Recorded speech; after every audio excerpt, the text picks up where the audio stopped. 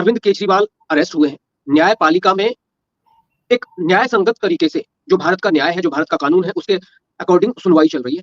वैसी ही सुनवाई चल रही है कांग्रेस पार्टी के जो खाते सीज हुए हैं उसको लेकर कोर्ट में। अब चुनाव नजदीक है और चुनाव नजदीक होने की वजह से बहुत सारे लोगों का सवाल यह है, सरकार ने भी यह सवाल कहा है, सरकार के प्रतिनिधियों ने और जो विदेश मंत्रालय के प्रवक्ता हैं उन्होंने भी ये कहा है कि अमेरिका और जर्मनी और यूएन जैसे लोगों को हमारी न्यायिक व्यवस्था पर सवाल नहीं उठाने चाहिए। हम एक लोकतांत्रिक देश हैं, अगर आप इस तरह से करते हैं तो ये भारत की न्याय व्यवस्था पर सवाल उठाया माना जाएगा। अभिषेक जी, यही सवाल है कि क्या ये अभी सवाल उठाना चुनाव के वक्त, क्या चुनाव के वक्त सवाल उठाकर अमेरिका जैसे देश, पश्चिमी देश, भारत की चुनाव प्रक्रिया में कहीं ना कहीं दखल देना चाहते हैं? है कि अमेरिका को भारत की न्याय व्यवस्था पर बोलने का अधिकार किसने दिया। दूसरी बात इसमें महत्वपूर्ण ये है कि भारत में जब करप्शन की तमाम केसेस सामने आ रहे हैं,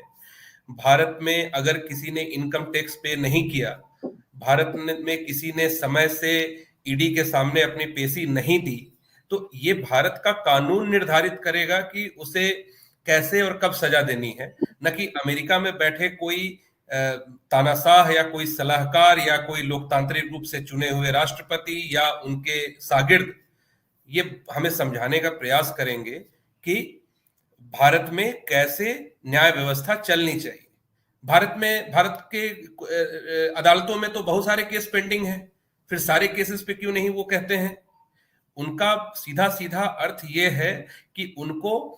भारत में